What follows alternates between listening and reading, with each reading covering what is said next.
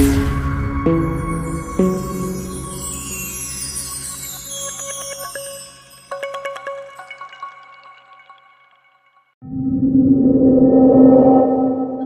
वालेकुम। आप देख रहे हैं मेरा चैनल सच्ची कहानियां। आज आपके लिए इंतहाई खौफनाक कहानी लेकर आई हूँ, लेकिन इससे पहले कि मैं कहानी का बाकायदा आगाज करूँ, आपसे मेरी गुजारिश है कि मेरे चैनल को लाइक कीजिए, सब्सक्राइब कीजिए और बेल आइकन को क्लिक कर लीजिए ताकि आपको मेरी कहानी का नोटिफिकेशन यूं ही बर वक्त मिलता रहे। और हाँ, कमेंट बॉक्स में अपनी राय का इजहार जरूर कीजिएगा। तो चलें शुरू करते हैं आज की कहानी। मुझे कॉलेज जाते हुए अभी 1 ही महीना हुआ था। मैं कॉलेज जाते हुए बहुत ही ज्यादा निकसिक से तैयार होकर जाती थी। मेरी अम्मी मुझे कब से नाश्ते के लिए बुला रही थी, लेकिन मैं थी कि सुनने का नाम ही नहीं ले रही थी।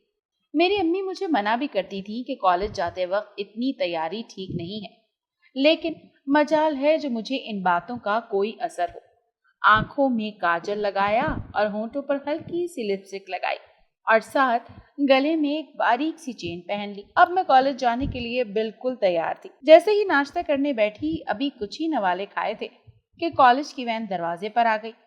अम्मी गुस्से से कहने लगी कि मैं कब से तुम्हें नाश्ते के लिए बुला रही थी, लेकिन तुम्हारी तैयारियां खत्म हो तो तुम नाश्ते पर ध्यान दो। इस तरह भला तुम्हारा पढ़ाई में क्या दिल लगेगा।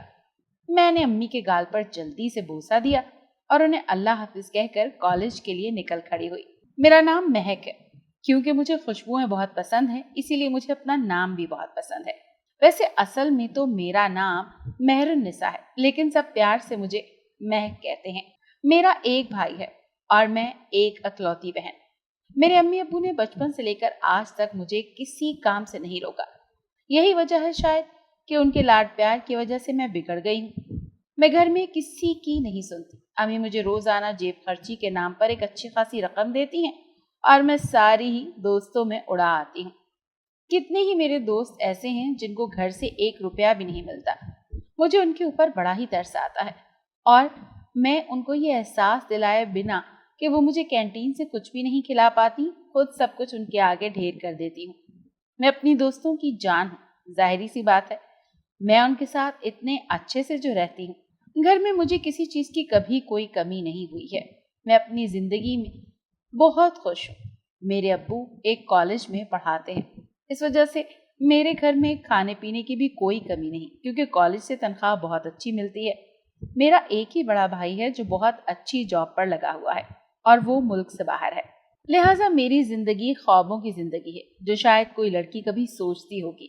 घर भर की लाडली हूँ, जो चाहती हूँ पहनती हूँ, जो चाहती हूँ खाती हूँ। लेकिन एक दिन कुछ ऐसा हुआ कि अचानक हमारी वैन रास्ते में खराब हो गई। वैन वाले अंकल ने हमें बोला कि आज बहुत तेज गर्मी है, इसीलिए तुम तमाम लड़कियां वो जो सामने दरख्त है उसके नीचे जाकर खड़ी हो जाओ। उनकी बात सुनकर मैं और मेरी सारी दोस्तें दरख्त के नीचे जाकर खड़ी हो गईं। मुझे नहीं पता था कि इस दरख्त के नीचे मेरे साथ एक खौफनाक वाकया पेश आने वाला है। वो दरख्त आम का दरख्त था और उस पर बड़े बड़े से आम लगे हुए थे। ये देखकर मेरे मुंह में पानी आ रहा था। मुझे शरारत सूझी और मैंने पत्थर उठाकर उस दरख्त पर मारा ताकि कुछ आम गिरे और मैं और मेरी दोस्तें उसको खा सकें। मेरी दोस्तों ने मुझे बहुत मना किया कि तुम ऐसी हरकतें ना करो।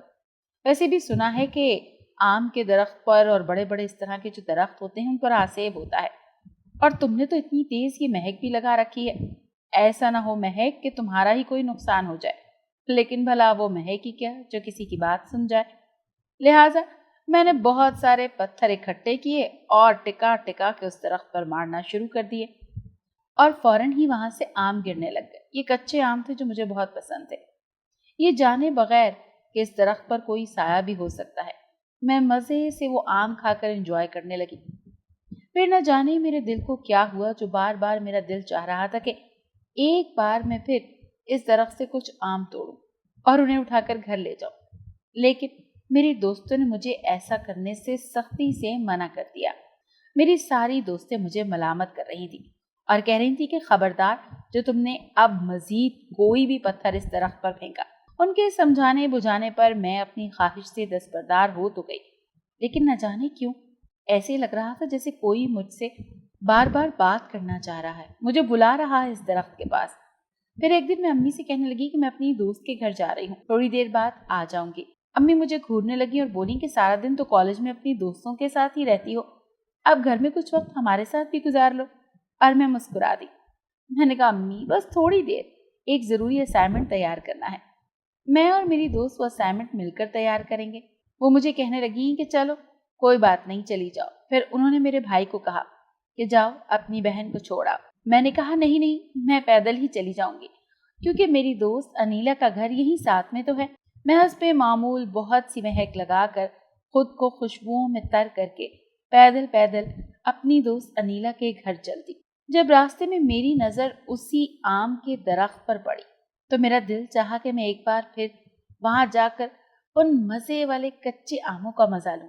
दिल की ख्वाहिश के हाथों मजबूर होकर मैं उस दरख्त के पास पहुंच गई। आस पास कोई भी नहीं था। मैंने पत्थर उठाया और मारना शुरू कर दिया। अभी मैंने 2-3 पत्थर ही मारे थे कि एकदम मुझे ऐसे लगा जैसे दरख्त से कोई ह्योला सा कूदा है। मैंने इसे अपना वहम जाना और नीचे लटकती हुई दरख्त की शाखों को पकड़कर जोर जोर से हिलाने लगी। तभी मेरे कानों में एक गरजदार आवाज आई, लड़की क्या तुम्हें कोई बात समझ में नहीं आती? आखिर तुम चाहती क्या हो? मैं तुम्हारे सामने जाहिर हो जाऊं? अगर मैं तुम्हारे सामने आ गया तो तुम अभी के अभी बेहोश होकर गिर जाओगी। मैं हैरत से वो आवाज सुन रही थी। बोलने वाला तो नजर ही नहीं आ रहा था। फिर मैं दरख्त के नीचे खड़ी होकर दरख्त की तरफ मुंह करके चारों ओर देखने लगी, लेकिन मुझे कोई भी नजर नहीं आ रहा था। जब ही दरख्त की ऊपर वाली शाखें जोर जोर से खुद ब खुद हिलने लगी, ऐसा लगा जैसे जलजला आ रहा है। मैं हैरत से उन्हें देखने लगी, क्योंकि हवा भी बिल्कुल नहीं चल रही थी। तो फिर ये दरख्त की शाखें कैसे हिल रही थी? तभी मुझे दरख्त से लटके हुए 2 काले हाथ नजर आए, जो मुझे अपनी तरफ बुला रहे थे। मेरा सर चकरा कर रह गया और मैं वहीं गिरकर बेहोश हो गई। आंख खुली तो अस्पताल में पड़ी थी। मेरे जहन पर ग़ुनूदगी छाई हुई थी। सामने अम्मा खड़ी थी, जो भाग कर मेरे पास आई और मुझे कहने लगी, महक तुम कैसी हो? यहाँ पर तो मैं अम्मी को कहने लगी कि अम्मी मैं तो बिल्कुल ठीक हूँ, आप मुझे अस्पताल क्यों लेकर आ गई? तो कहने लगी कि शुक्र करो पड़ोस वाले अंकल ने तुम्हें दरख्त के नीचे गिरे हुए देख लिया और तुम्हें उठाकर घर ले आए। तुम उस दरख्त के नीचे बेहोश मिली थी। आखिर तुम्हें जरूरत ही क्या थी उसके पास जाने की? अरे अगर आम ही खाने थे तो हमें बता देती, हम बाजार से खरीद कर ले आते बेटा। वो बड़े ही प्यार से मुझे बातें सुना रही थी और मैं खाली जहन के साथ उनको तके जा रही थी। मुझे कुछ भी याद नहीं आ रहा था। थोड़ी देर के बाद ट्रिप खत्म हुई तो मैं घर आ गई। मुझे अपनी दोस्तों की बहुत याद आ रही थी, इसीलिए कुछ दिन कॉलेज से छुट्टी कर ली, लेकिन घर में दिल नहीं लगा और फिर मेरा दिल किया कि मैं आज कॉलेज चली ही जाऊं। मेरी दोस्त अनीला और समिया मुझे कह रही थी कि तुम इतने दिन से कॉलेज क्यों नहीं आई? पता भी है तुम्हारे बगैर हमारा दिल नहीं लगता। लेकिन मैंने उन्हें बहाना बनाकर टाल दिया। उनको ये नहीं बताया कि उस आम के दरख्त के नीचे जाने से मेरी तबीयत खराब हो गई थी, क्योंकि अगर मैं ऐसा उनको सुनाती तो वो मुझे बातें सुनाती। वो मुझे उस दिन भी तो मना कर रही थी कि इस दरख्त पर पत्थर ना फेंको। मेरी दोस्त अनीला ने मुझे बहुत समझाया था कि महक, इस तरह के बड़े और घने दरख्तों पर साए हुआ करते हैं, लेकिन मैंने उसकी बात एक कान से सुनकर और दूसरे कान से निकाल दी थी। मैं कॉलेज में पूरा दिन फिरती रही, लेकिन मुझे ऐसा महसूस हो रहा था कि कोई साया मेरे साथ है। मैं बेचैनी से बार बार इधर उधर देखती थी। किसी की मौजूदगी का एहसास होता था मुझे, लेकिन कोई नजर नहीं आ रहा था। मेरा हंसना बोलना सब कुछ खत्म हो गया था। मेरी शरारतों पर न जाने किसकी नजर लग गई थी। मैं दिन ब दिन खामोश होती जा रही थी। मेरी दोस्तें मुझे छेड़ती थी कि इतनी संजीदा ना रहा करो, तुम तो शरारतें करती हुई ही अच्छी लगती हो। लेकिन मैं उनकी बातों पर हंस दिया करती थी। रात को मैं कमरे में सो रही थी कि अचानक महसूस हुआ जैसे किसी ने मुझे आवाज दी है। मैं आंखें फाड़कर अंधेरे में देखने लगी।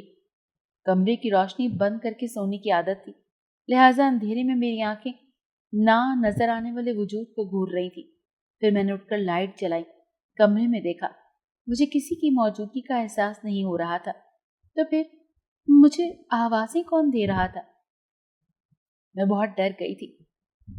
अम्मी के कमरे का दरवाजा बजाने लगी। अम्मी ने नींद से उठकर दरवाजा खोला और मुझे यूं देखकर एकदम परेशान हो गई। क्या हुआ बेटा, तबीयत तो ठीक है? तो मैंने कहा, मुझे अपने कमरे में डर लग रहा है, या आप मेरे पास आ जाएं या मुझे अपने पास सुला लें। अम्मी ने मेरी बात सुनकर मेरा सर हिलाया और मुझे साथ लिए मेरे कमरे में आ गई। सुबह उठी तो अम्मी मुझे कहने लगी, 1000 दफा मना किया है कि फजूल किस्म की इतनी सारी परफ्यूम्स ना लगाया करो। लेकिन तुम मेरी बात कहाँ सुनती हो। खबरदार जो तुमने अब कोई भी परफ्यूम लगाई। वो मुझे बहुत बुरे तरीके से डांट रही थी। फिर जैसे अक्सर ऐसा होने लगा, मुझे रातों को डर लगने लगा। कभी ऐसा लगता कि मेरे सिरहाने कोई बैठा हुआ है, तो कभी ऐसा लगता कि कोई खिड़की के पास खड़ा है, कभी ऐसा गुमान होता कि कोई दरवाजे से मुझे झांक रहा है। मैं रातों को उठ उठकर अम्मी के पास भाग जाती या उन्हें तंग किया करती कि मेरे कमरे में आ जाए। अब्बू की भी तबीयत अक्सर ठीक नहीं रहती थी, इसीलिए अम्मी अक्सर रातों को जागती रहती थी। लेकिन जब मैं रातों को ऐसे डरने लगी तो फिर अम्मी मजबूरन मेरे पास सोने लगी। फिर एक दिन मेरे साथ अजीबोगरीब वाक़या पेश आया, जब मैं अम्मी के इतना मना करने के बावजूद तेज परफ्यूम लगाकर कॉलेज चली गई। अभी कुछ ही वक्त गुजरा था कि मैं पैदल ही घर की तरफ रवाना हो गई और घर जाने के बजाय खुद ब खुद उस दरख्त के नीचे पहुंच गई। मुझे ऐसा लग रहा था जैसे कोई कशिश है जो मुझे अपनी तरफ खींच रही है। मैं दरख्त के नीचे खड़ी बगौर उस दरख्त का जायजा ले रही थी। तभी मुझे दरख्त के सबसे ऊपर वाली शाख पर एक साया नजर आया और हाँ, उसने इशारा भी किया अपने हाथों से और वो मुझे अपने पास बुला रहा था। मैं जहां खड़ी थी वहीं खड़ी की खड़ी रह गई। कुछ समझ नहीं आ रहा था। लगातार उस साए की तरफ देखे जा रही थी। जब भी अम्मी की कोई जानने वाली वहां से गुजरी तो उसने मुझे उस दरख्त के नीचे खड़ा देख लिया और फौरन मुझे अपनी तरफ खींचा और होश में लाने की कोशिश की। मैं पागलों की तरह उसी दरख्त को देखे जा रही थी। एकदम आंटी की तरफ मुतवज्जे हुई। वो मुझे कह रही थी कि तुम यहाँ क्या कर रही हो, चलो मैं तुम्हें तुम्हारे घर छोड़ दूं। वो मुझे अपने साथ ले गई। फिर मेरी अम्मी से कहने लगी, अरे आयशा, तुम्हारी बेटी को देखो, ये उस आम के दरख्त के नीचे खड़ी थी जिसके बारे में मशहूर है कि वहां पर आसेब हैं। तुम पूछो इससे कि उस दरख्त के नीचे भला क्यों खड़ी थी। इतनी जवान जहान लड़की है, इसे भला क्या जरूरत पड़ी है इस तरह घने दरख्तों के नीचे खड़े होने की, और वो भी इतनी तेज परफ्यूम लगाकर। मैं तो इसके करीब गई, ये खुशबू मेरे दिमाग को चढ़ गई। अल्लाह न करे अगर किसी जिन वगैरह का साया हो गया तो सारी उम्र भुगतती फिरोगी। जरा कंट्रोल करो अपनी बच्ची पर। वो आंटी मुसलसल अम्मी को बातें सुनाई जा रही थी। उनकी बातें सुनकर अम्मी के चेहरे की रंगत फीकी पड़ गई। मैं उनकी बातें सुनकर हंस रही थी। मुझे यूं हंसते हुए देखकर अम्मी ने मुझे वहां से डांट कर भगा दिया। शायद वो आंटी बिल्कुल ठीक कह रही थी, क्योंकि कुछ दिनों बाद ही मुझ में गैर मामूली तब्दीलियां आना शुरू हो गई। अब ऐसा लग रहा था कि कहीं से भी मीठा आ जाए और मैं खा जाऊं। जब एक दिन घर में कुछ मेहमान आए, वो अब्बू के दूर परे के रिश्तेदार थे। अम्मी ने बहुत सारी चीजें तैयार की जिनमें हलवा भी शामिल था। मैं पागलों की तरह उस हलवे की खुशबू को महसूस कर रही थी। जैसे ही अम्मी इधर उधर हुई तो मैंने पूरा का पूरा पतीला उठा लिया और उस पतीले को छत पर ले जाकर वो सारा पतीला वहीं के वहीं खत्म कर दिया। मुझे किसी ने ऊपर जाते हुए नहीं देखा और ना ही सीढ़ियों से वापस आते हुए। फिर मैं इत्मीनान से टीवी देखने लगी। मेहमानों के आने का टाइम हो गया। अम्मी ने सारा खाना सेट कर दिया, तभी उन्होंने शोर मचाया कि हलवे का पतीला कहाँ है, लेकिन अब वो गायब है। अम्मी हैरान परेशान पूरे घर में पतीले को ढूंढ रही थी। फिर अब्बू उनसे कहने लगे, तुम्हारा दिमाग हाजिर ही नहीं रहता, हो सकता है तुमने हलवा बनाया ही ना हो। फिर वो अब्बू से कहने लगी, अरे सज्जाद साहब, आप कैसी बातें कर रहे हैं। मैं भला इतनी भी बूढ़ी नहीं हुई हूं कि चीजें बनाई हैं या नहीं बनाई उन्हें याद ना रख सकूं। आखिर इसे कोई जिन खा गया या आसमान निकल गया। मैं अम्मी की बातों को नजरअंदाज करके टीवी देख रही थी। उन्हें मुझ पर शक होता भी कैसे, क्योंकि मुझे तो मीठा पसंद ही नहीं था। मेहमान आने वाले थे, इसीलिए अब्बू ने कहा कि जाओ तुम जाकर मिठाई की दुकान से मिठाई का एक डब्बा ले आओ, मेहमानों के सामने वही रख देंगे। थोड़ी देर बाद मेहमान आ गए। अब मुझे लाख अम्मी कहती रही कि उठकर कपड़े बदल लो, इतने बुरे हुलिये में बैठी हूँ, लेकिन मुझ पर किसी बात का असर ही नहीं हो रहा था। मेहमानों से भी मैंने सही तरीके से बात नहीं की और फिर अम्मी ने सारा खाना टेबल पर लगाया और मिठाई का डब्बा भी खाने के बीच में रख दिया।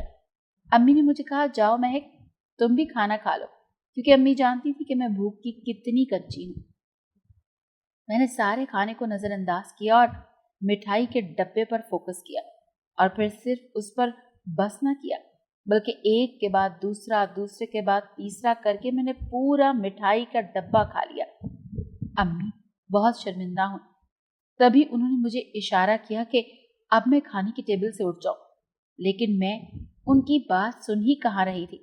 फिर अम्मी ने मुझे बहाने से वहां से उठा दिया तो मैं बुरा सा मुंह बनाते हुए टेबल से उठ गई। सारे मेहमान इंतहाई अजीब नजरों से मुझे घूर रहे थे, लेकिन मुझे तो जैसे उनकी नजरों से कोई फर्क ही नहीं पड़ता था। वो शायद इस बात पर हैरान थे कि मैं अकेली धान पान सी लड़की पूरा डब्बा मिठाई का कैसे खा गई। मेहमानों के जाने के बाद अम्मी ने मुझे बुलाया और कहने लगी, ये क्या बदतमीजी है महक, मैंने तुम्हारी ऐसी तरबियत तो नहीं की कि मेहमानों के सामने तुम मुझे इस तरह से जलील करो। किस कदर बदतहजीबी से तुमने सारा मिठाई का डब्बा खा लिया। अम्मी की यह बातें सुनकर मैं शदीद गुस्से में आ गई। मैंने टेबल पर रखी हुई कांच की प्लेटें उठाकर फर्श पर जोर से दे मारी। फिर जब मैं बोली तो मेरे अंदर से मैं नहीं कोई और बोला, क्या तूने ये रट लगा रखी है बुढ़िया? क्या हो गया अगर मैंने वो सारा मिठाई का डब्बा खा लिया तो? आखिर उन मेहमानों ने भी तो खाना ही था। अगर मैंने खा लिया तो कौन सी कयामत आ गई। मेरी अम्मी मेरी तरफ देख रही थी। मेरी आंखों में जैसे खून उतरा हुआ था। मैंने गुस्से में अम्मी को गर्दन से पकड़ा और दीवार से लगा दिया। तभी अब्बू भागते हुए आए और उन्हें बमुश्किल अम्मी को छुड़ाया। तभी अब्बू ने मेरे मुंह पर जोरदार चांटा मारा और कहने लगे, होश में आओ महक, ये तुम क्या कर रही हो? तभी मैं एकदम जैसे होश में आई और काली नजरों से अब्बू को देखने लगी। मुझे नहीं पता था कि ये सब मैंने क्या किया। हाँ, लेकिन दूर खड़ा एक अजीब सा काला साया मुझे देखकर मुस्कुरा रहा था। उस हैबतनाक काले साए को देखकर मुझे कुछ होश न रहा और मैं बेहोश होकर जमीन पर गिर गई। पै दर पे इस तरह के होने वाले वाकयात ने मुझे बिल्कुल खोखला कर दिया था। अम्मी समझ गई थी कि यकीनन मुझ पे कोई साया हो गया है। वो दिन रात मुझ पर आयतल कुर्सी पढ़ पढ़ कर फूंकती रहती कि पता नहीं ये क्या हो गया मेरे साथ। अम्मी को ज्यादा शक इस बात पर हो गया था कि वो हलवे का पतीला ऊपर वाली छत से अम्मी को मिल गया था और ये पतीला ऊपर किसने पहुंचाया। अम्मी को कुछ कुछ मुझ पर शक होने लगा था, क्योंकि जिस तरीके से मैं उस दिन मिठाई खा रही थी उसे सोचकर तो अम्मी का शक यकीन में बदल जाना चाहिए था, क्योंकि घर में सभी जानते थे कि मैं मीठे से किस कदर चिढ़ती हूँ। तभी मोहल्ले में एक शादी की तकरीब थी। उस शादी में ढोल बजने की आवाज मेरे कानों के पर्दों को फाड़ रही थी। मुझे गुस्सा आ रहा था। तभी मैं चिल्लाकर अम्मी को कहने लगी कि ये शोर बंद करवा दे, वरना मैं उस घर में जाकर आग लगा दूंगी। यहाँ मैं इतने गम में मुब्तला हूँ और उधर उन लोगों को खुशियों की पड़ी है। अगर आप ऐसा नहीं करेंगी तो मैं खुद चली जाऊंगी। तभी अम्मी मुझे रोकती रही, लेकिन मैंने उनकी एक ना सुनी और उस घर में पहुंच गई। अम्मी भला वहां जाकर कैसे उस शोर को बंद करवा सकती थी? आखिर शादी वाले घर में तो शोर शराबा होता ही है, और भला अम्मी के कहने पर कौन ढोल बंद करवाता? मैं अम्मी को तेज निगाहों से घूर रही थी, क्योंकि मैंने देख लिया था कि अम्मी का कोई इरादा नहीं था कि वहां जाती। उपटन मेहंदी की खुशबू जैसे मेरा सांस बंद कर रही थी। तभी मैंने नजर घुमाकर दुल्हन की तरफ देखा जो कुर्सी पर बैठी हुई थी।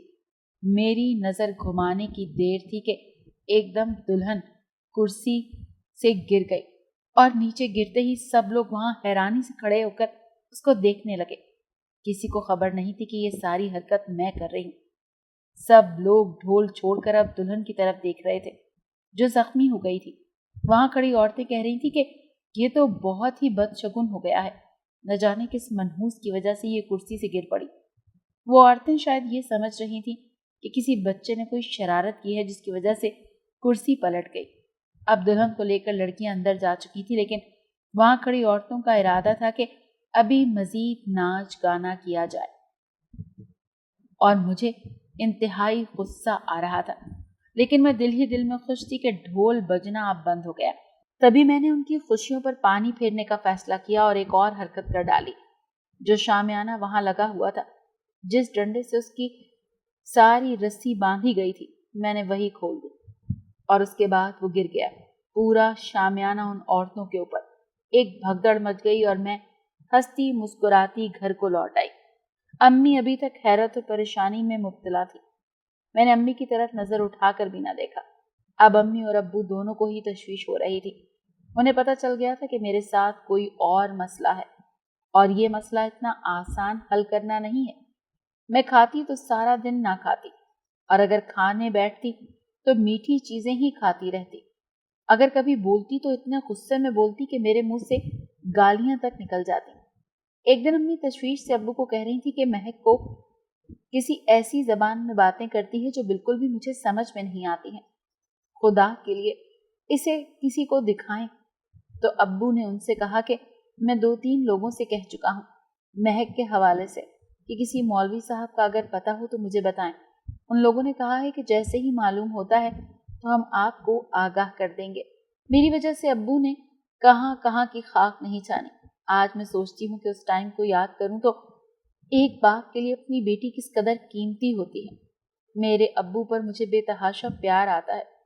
उस वक्त अब्बू ने कोई मौलवी, कोई आमिल नहीं छोड़ा। दिन ब दिन मेरी हरकतें और तबीयत बिगड़ती जा रही थी।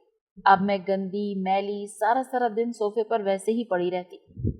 कोई घर में तेज आवाज में बात भी करता तो मुझे गुस्सा आ जाता और मैं घर की चीजें उठा उठा कर दीवार पर मारने लगती। मेरे बाल यूं ही मेरे कांधों पर बिखरे रहते। अम्मी मुझे लाख कहती कि महक आओ मैं तुम्हारे बाल बना दूं, लेकिन मैं उनकी एक ना सुनती। ऐसे ही अपने बिखरे बाल पूरे घर में लिए फिरती रहती थी। मैं अब बिल्कुल नीम पागल सी दिखती थी। अब अम्मी तो अम्मी, भाई भी मुझसे खौफ खाने लगे थे। अगर कोई पड़ोसन भी आ जाती तो मुझसे ही दूर ही रहती। अगर मोहल्ले में किसी को पता चल जाता कि मेरे ऊपर किसी आसेब का असर हो गया है तो शायद फिर वो हमारे घर ही आना पसंद ना करते। और हमारे पूरे खानदान में अब ये बात फैल चुकी थी कि आयशा की बेटी महक को आसेब का साया हो गया है। अम्मी इस बात से बहुत परेशान रहती थी कि अब न जाने मेरी बच्ची का क्या होगा, इसका कोई रिश्ता भी आएगा या नहीं, क्योंकि खानदान वालों को तो वैसे ही मौका चाहिए होता है किसी की भी बात को बढ़ा चढ़ा कर फैलाने का। अम्मी इन सब चीज़ों से बहुत घबराती थी। फिर अब्बू ने एक मौलवी साहब का पता लगा लिया। मौलवी साहब को लेकर वो घर पर चले आए। मैं जो परफ्यूम लगाकर बैठा करती थी अब हफ्तों हफ्तों कपड़े भी नहीं बदलती थी। मौलवी साहब ने मेरी शक्ल देखी तो वो चौंक गए और फिर अब्बू के कान में कहने लगे कि आपने इतनी देर क्यों कर दी बच्ची को दिखाने में? इस बच्ची की हालत तो बहुत खराब है। क्या आपको इसकी सुर्ख आंखों से लहू टपकता हुआ महसूस नहीं हो रहा? ये जिन खतरनाक निगाहों से मुझे देख रही है, इन आंखों से साफ जाहिर है कि इस बच्ची के ऊपर किसी खतरनाक जिन का साया हो गया है। अम्मी मुझे खींचकर मौलवी साहब के पास लाना चाहती थी, लेकिन मैं मुसलसल उनसे जान छुड़वा रही थी। फिर भाई और अब्बू ने जबरदस्ती मुझे पकड़कर उनके सामने बिठाया। उन्होंने अब्बू और भाई को इशारा किया कि मुझे पकड़ कर रखना है और किसी सूरत छोड़ना नहीं है। मुझ में इतनी ताकत आ गई थी कि उन दोनों को मुझे संभालना मुश्किल हो रहा था। फिर मौलवी साहब ने मेरे सर पर हाथ रखा और मुंह ही मुंह में कुछ पढ़ने लगे और फिर मुझ पर फूंकने लगे और फिर कहा, क्या बिगाड़ा है तेरा इस मासूम बच्ची ने, जो तू इसकी जान के पीछे पड़ा हुआ है बदबख्त। जा यहाँ से चला जा, इसकी जान छोड़ दे वरना मैं तुझे जिंदा नहीं छोड़ूंगा। मैंने पलटकर मौलवी साहब को कहा, इस बच्ची ने वो किया है जिसका खमियाजा अब इसे जिंदगी भर भुगतना पड़ेगा। तो मौलवी साहब मुझसे कहने लगे कि मुझे मालूम हो गया है कि तू एक खतरनाक जिन है और इस बच्ची ने तेरे साथ क्या किया है ये मैं नहीं जानता। ये तो तू मुझे बता कि इस बच्ची की क्या गलती है जिसकी वजह से तू इसके इस तरह पीछे पड़ा हुआ है। तो आवाज आई, इस बच्ची ने आम के दरख्त पर मेरे और मेरे बच्चों के आराम में खलल डाला है। वो हमारा ठिकाना कई अरसे से है। तुम इंसान अच्छी तरह से जानते हो कि हम लोग दरख्तों पर रहते हैं, लेकिन फिर भी इस लड़की ने हमें इतना तंग किया, पत्थर मार मार कर मुझे जख्मी किया, मेरी बीवी को जख्मी किया। चंद दिन गुजरे कि ये फिर वहां पर आ गए और अब मैं इसको छोड़ूंगा नहीं, क्योंकि इसकी वजह से मेरी बीवी की आंख जाया हुई है और ये सदमा मेरे दिल को खाए जा रहा है।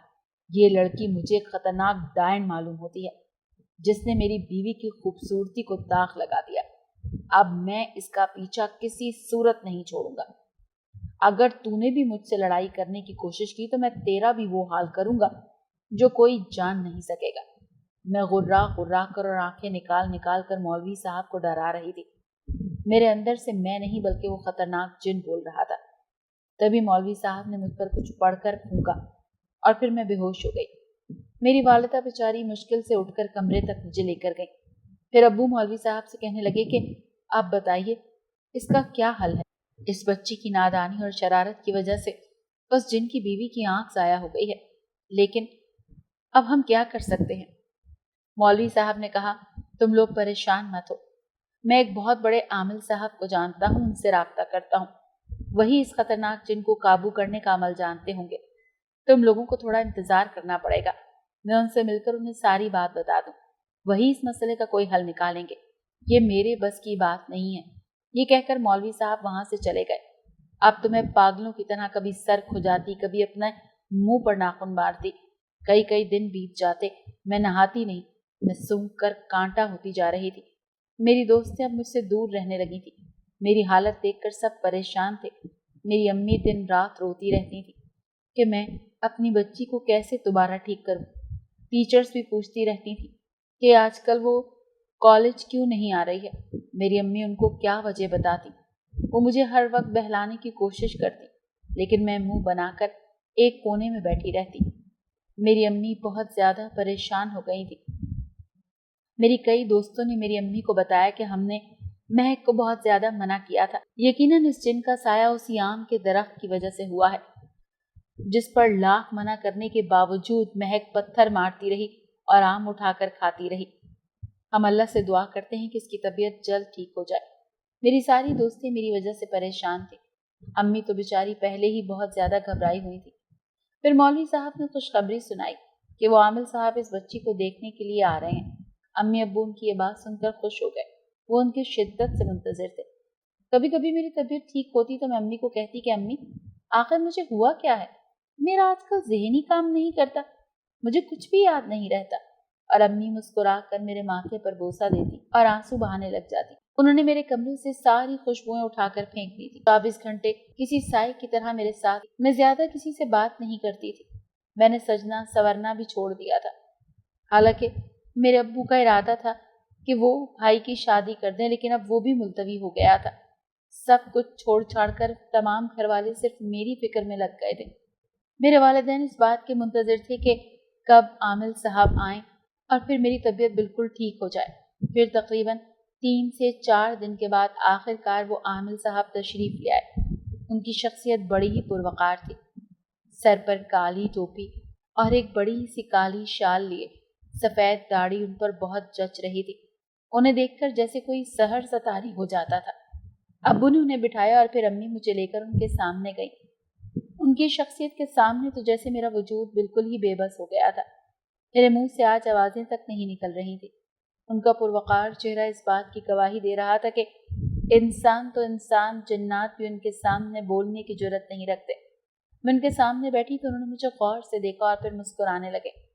एकदम मेरे जिस्म को जोरदार झटका लगा, जैसे मैं न रही हूँ, बल्कि मेरे अंदर कोई और था। फिर उन्होंने मेरे सर पर हाथ रखा और कहने लगे, मैं अच्छी तरह जान गया हूँ कि तू कौन है और किस मकसद के तहत इस लड़की को तूने तंग कर रखा है। चल जल्दी बता, तेरे अंदर ऐसा कौन सा गम छुपा है जो तू इंसानों को इस कदर बुरे तरीके से सताकर उनसे बदला ले रहा है। उनका बोलने का तरीका बहुत नरम था। मेरे अंदर का जिन जरा सा उदास हो गया। अब उस जिन का लहजा बिल्कुल बदला हुआ था। कहने लगा कि मेरे गम इतने हैं कि मेरे गम सुनते सुनते आप अपने गम भूल जाएंगे। जिंदगी मेरे लिए अब किसी बोझ से कम नहीं। जिंदगी ने मुझे प्यार तो दिया, उसके साथ नफरत भी दे दी। मैं अपनी जिंदगी बड़े खुशगवार तरीके से गुजार रहा था। मेरी जिनसात बीवी मेरी जान थी। हम दोनों ने शादी करके अपना घर बसाया उस आम के दरख्त पर। मेरी बीवी आदत की बहुत अच्छी थी। हमारे 2 बच्चे हुए और हम साथ रहने लगे। हम उस दरख्त पर अपना अलग आशियाना बसाकर बहुत ही खुश थे। लेकिन इंसानों को कब चैन आता है। इससे पहले तुम इंसानों में से एक ने इसी तरह पत्थर मार मार कर मेरा एक बच्चा मुझसे छीन लिया था, और फिर इसी तरह मेरी बीवी की अब एक आंख इस लड़की ने जाया कर दी है। बच्चे का गम वो खुदा खुदा करके भूली थी कि अब उसकी खूबसूरती को इस लड़की ने दाग लगा दिया है। अब आप ही बताएं कि आखिर मेरी बीवी का क्या कसूर था, मेरे बच्चे का क्या कसूर था जिसे छीन लिया गया। लेकिन अब मैं किसी सूरत इस लड़की को माफ नहीं करूंगा। फिर आमिल साहब ने उसे समझाया कि ये बच्ची है, मासूम है, इसे नहीं पता था कि वहां तुम लोगों का बसेरा है, वरना ये तरह शरारत ना करती। तुमने इसको परेशान किया, लेकिन इस बच्ची की वजह से देखो इस घर के सारे अफराद कितने परेशान हो गए। मैं तुमसे वादा करता हूँ कि मैं तुम्हारी बीवी का इलाज तुम्हारे ही एक बहुत बड़े जिनजात हकीम से करवा दूंगा। इसीलिए तुम भी मेरी बात मानो और इस बच्ची के जिस्म से अलग हो जाओ। दोबारा कभी इस बच्ची के पास ना आना, क्योंकि कुछ जुर्म अनजाने में होते हैं और कुछ जानबूझकर। इस बच्ची ने अगर तुम्हें सताया भी है तो इस बात का इसको इल्म नहीं था। तुम अपना दिल बड़ा करो और इस बच्ची को माफ कर दो। वो जिनजात आमिल साहब को कहने लगा कि अगर आप मुझसे वादा करें कि आप मेरी बीवी को ठीक कर देंगे या ठीक करवा देंगे तो मैं अभी इसी वक्त इस लड़की के जिस्म को छोड़ दूंगा। आमिल साहब कहने लगे, हाँ, मैं तुमसे वादा करता हूँ कि मैं तुम्हारी बीवी को बिल्कुल ठीक करवा दूंगा। फिर मेरे जिस्म को एक जोरदार झटका लगा और एक साया निकलकर एक तरफ चला गया। मेरी अम्मी और अब्बू आमिल साहब का बहुत शुक्रिया अदा करते रहे। आमिल साहब अब्बू को कहने लगे कि मैंने उस जिनजात से वादा किया है, अब मैं उसकी बीवी को बिल्कुल ठीक करवा दूंगा, वरना वो इस लड़की को दोबारा परेशान कर सकता है। फिर वो हमारे घर से रुखसत हो गए। अब मेरी तबीयत आहिस्ता आहिस्ता ठीक हो रही थी और मैंने रूटीन की जिंदगी गुजारना शुरू कर दी थी। अम्मी मुझे कहती थी कि अब तुम्हारी तबीयत ठीक हो गई है, इसीलिए दोबारा से कॉलेज जाया करो, लेकिन मेरा पढ़ने में दिल ही नहीं लगता था। मैं घर पर ही रहती थी। जब अम्मी अब्बू ने देखा कि इसका दोबारा पढ़ाई में बिल्कुल भी दिल नहीं लग रहा तो उन्होंने मेरी शादी करने का फैसला किया और मेरा रिश्ता ढूंढने लगे। मैंने अम्मी से कहा कि नहीं, पहले आप भाई की शादी करें, लेकिन अम्मी ने साफ इनकार कर दिया और कहा कि नहीं, हम तुम्हारी वजह से पहले ही बहुत परेशान हो चुके हैं, इसीलिए जितनी जल्दी तुम अपने घर की हो जाओ उतना अच्छा है। फिर अब्बू के दोस्त के बेटे का रिश्ता मेरे लिए आया और थोड़ी ही छान पटक के बाद मैंने भी हाँ कर दी और फिर तमाम घर वाले शादी की तैयारियों में लग गए। एक दिन अम्मी अब्बू को कहने लगे कि हम मज़े से तैयारियां कर रहे हैं, लेकिन उन आमिल साहब से पता तो करें कि उस जिन की बीवी का क्या बना, वो ठीक भी हुई या नहीं। कहीं ऐसा ना हो कि वो दोबारा हमारी बेटी पर आ जाए और उसे तंग करने लगे। अगर शादी के दिन कुछ ऐसा वैसा हो गया तो फिर हम क्या करेंगे। फिर एक दिन वो आमिल साहब के पास पहुंचे। अब्बू के इसरार करने पर उस आमिल साहब ने बताना शुरू किया कि मैंने जिन्नात की दुनिया में एक बहुत ही अच्छे हकीम से राब्ता किया और उन्होंने एक ऐसा अमल किया कि जो आंख तुम्हारी बेटी का पत्थर मारने से जख्मी हुई थी, वो आंख अब उसकी बिल्कुल ठीक हो गई है। लिहाजा अब उसकी बीवी पहले की तरह दोबारा खूबसूरत हो गई है। अब तुम्हारी बेटी को कोई खतरा नहीं है। अब वो जिन खुश है और उम्मीद है कि दोबारा कभी इंसानों को तंग नहीं करेगा, बशर्ते ये कि इंसान भी इस चीज का ख्याल रखें। सुनसान घर और घने दरख्त, ये इस तरह की जगह होती हैं जहाँ पर जिन्नात का बसेरा होता है। लिहाजा ऐसी जगहों पर जाकर वावेला ना करें जिससे वो तंग हो। अब आप लोगों को बिल्कुल भी परेशान होने की जरूरत नहीं है। हाँ, लेकिन इस बात से एहतियात कीजिएगा कि आपकी बच्ची बहुत तेज खुशबुएं लगाती है। उसकी इस आदत को छुड़वा दें तो अच्छा रहेगा। वो जिन्नात तो अपनी बीवी के साथ बहुत खुश है और दोबारा कभी लौट कर आपकी बस्ती में नहीं आएगा। अब्बू सामिल साहब की बातें सुनकर बहुत मुतमईन हो गए। जब उन्होंने आकर हम सबको ये बातें बताईं तो अम्मी बेतहाशा खुश हो गईं और खुशी खुशी मेरी शादी की तैयारियां करने लगी। मैं सोचने लगी कि मैंने अपनी शरारती तबीयत के बायस अम्मी और अब्बू को किस कदर परेशान किए रखा। अब मैं कभी भी तेज महक इस्तेमाल नहीं करूंगी। ऐसा ना हो कि दोबारा किसी जिन की नजर मुझ पर ठहर जाए और मैं अपने साथ साथ अपने शौहर और ससुराल वालों की जिंदगी भी बर्बाद ना कर दूं।